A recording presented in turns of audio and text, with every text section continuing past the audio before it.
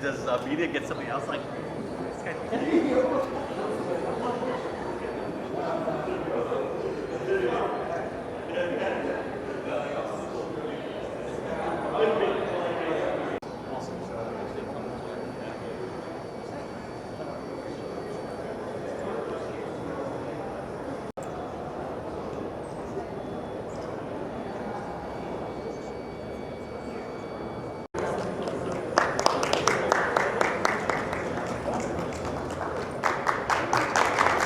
박수. 오.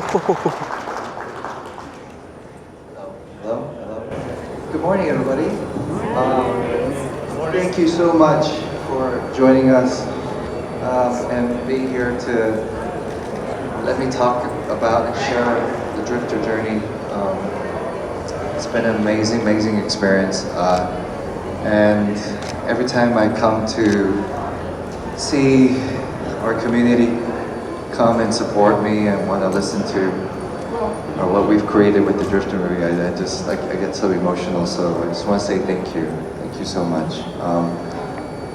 We want to show you a brief teaser of the film, and then Kristen, lovely Kristen, old dear friend, will moderate a brief Q&A, and then we will answer some questions from all of you. So I'm here for you.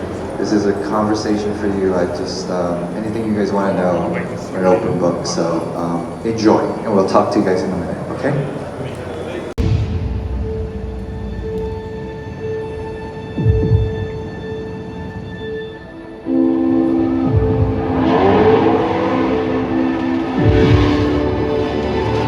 You're a solo act. Always by yourself, don't let anybody close.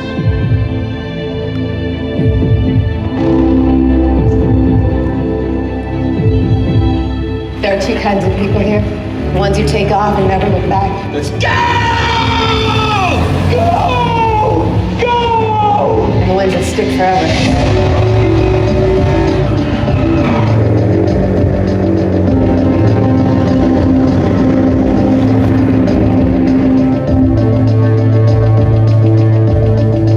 There he is. You know what people hate most in a shit town like this? Someone who turns out better than them.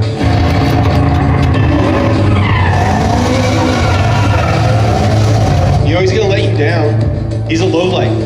Hate is noise. Disrespect. That's a decision. Tree, what happened?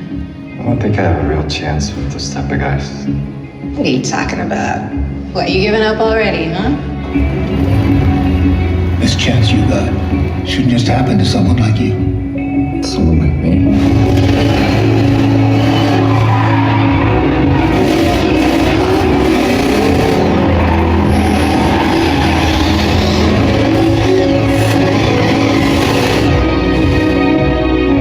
I'm gonna go someplace in my life.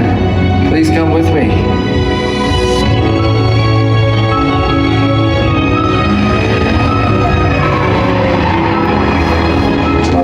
Skill. It's about trust.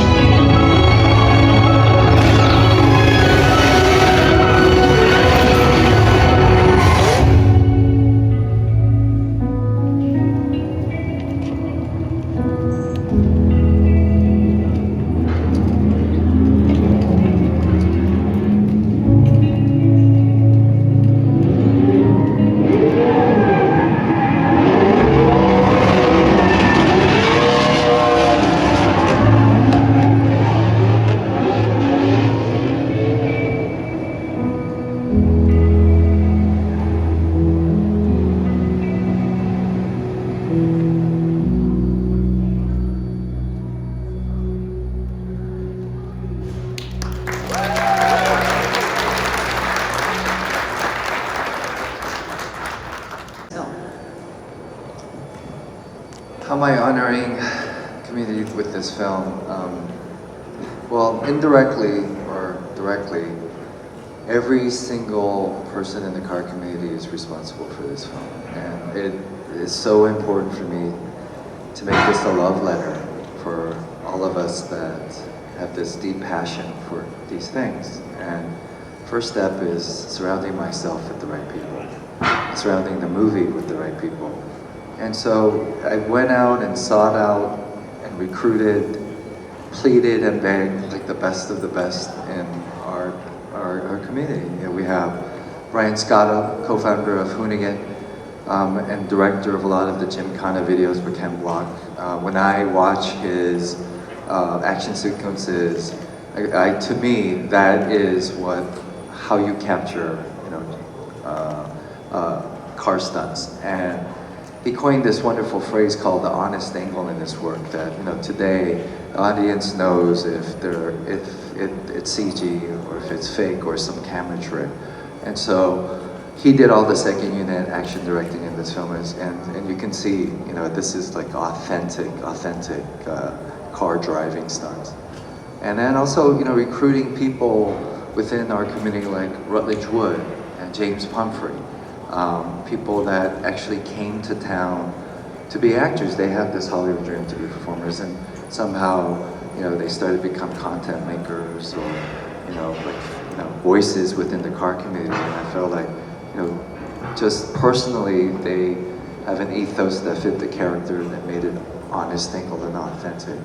And anyone in the car community would know, you know, this is our family, this is our tribe.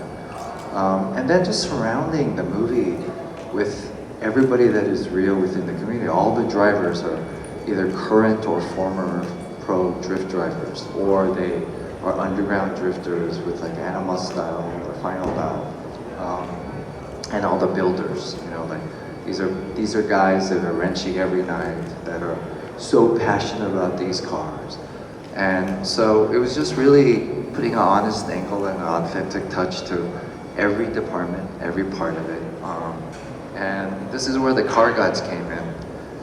And just bless this movie, because guys, this is not a studio film. This is not Fast and Furious. We don't have that budget. So, you know, to be able to build the cars, to be able to afford the locations, to be able to have all these amazing like drivers and stunts. I mean, this was all pretty much donated within the car community. Every penny of the financing of this movie came from the car community.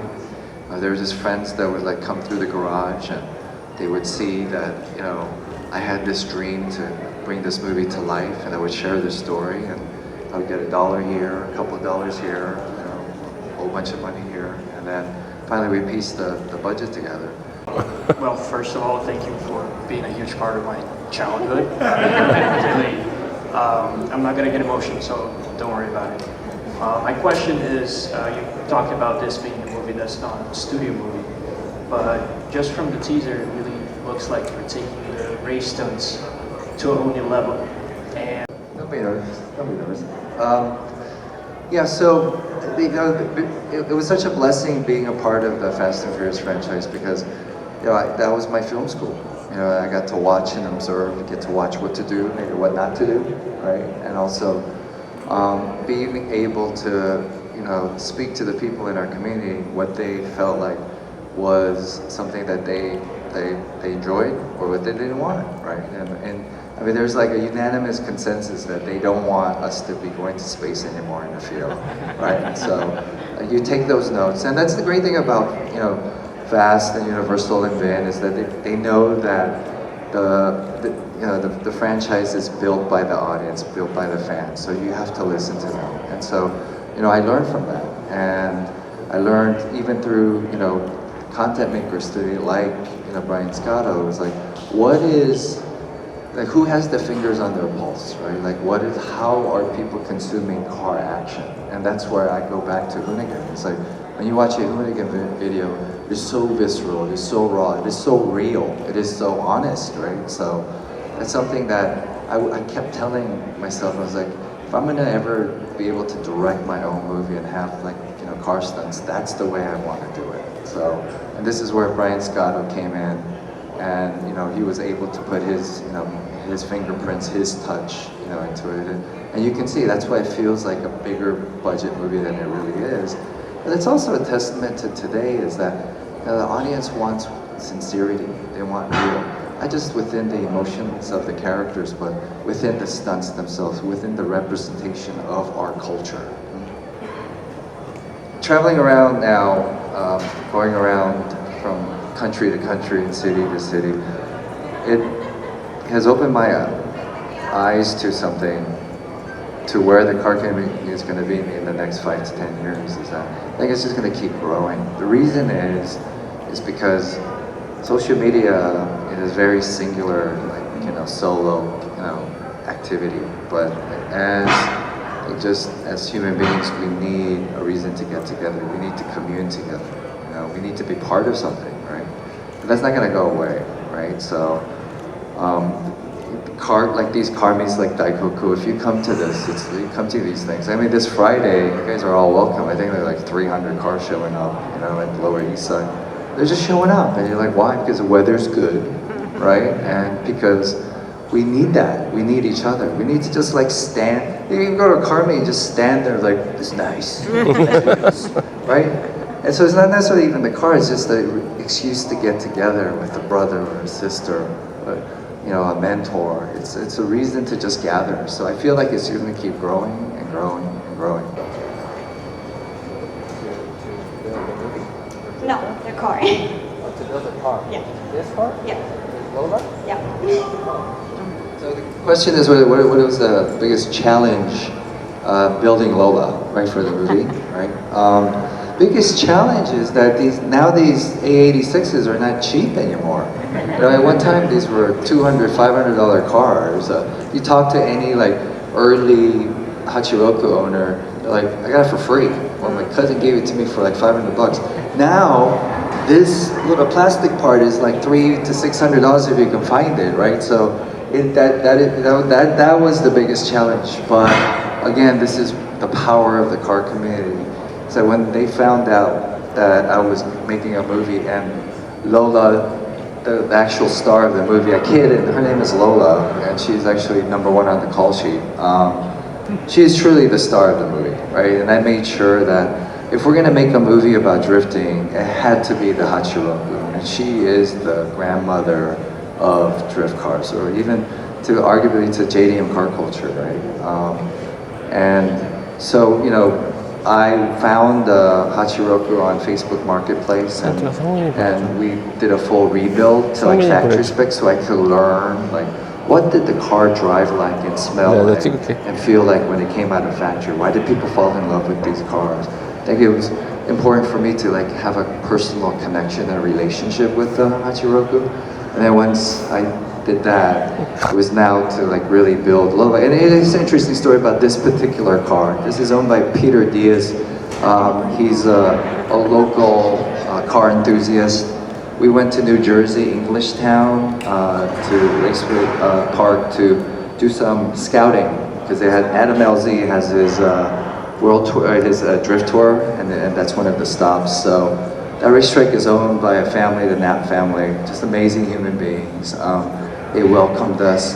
I was looking for ideas and inspiration, and I was looking for Lola. I was looking for this imaginary car. It's like, if it's a Hachiroku, how does it, and how would she look like? Would it be a she? Would it be a he?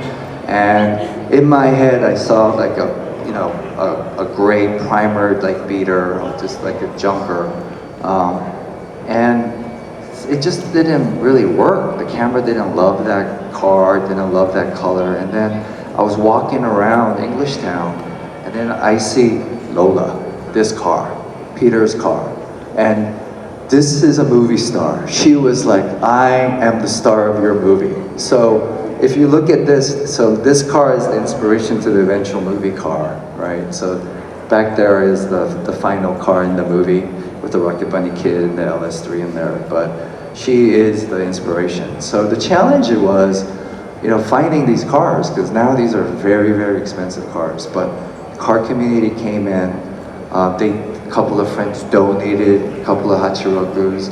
Taka-san, who is a professional drifter that teaches drifting at Willow Springs, he sold me the 2 cars, Hachis, that he actually taught, like, I think 130 people how to drift in. So there's all this wonderful spirit in the car.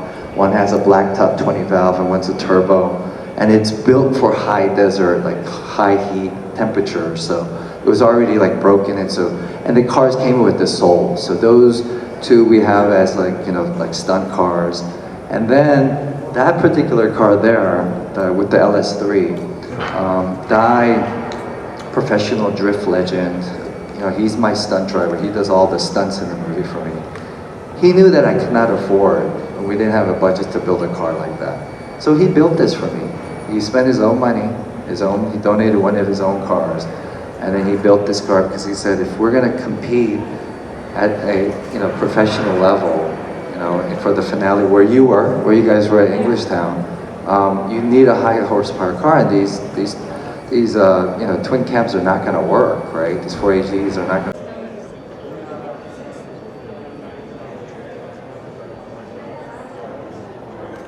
Everybody, take a step back. I gotta get this picture.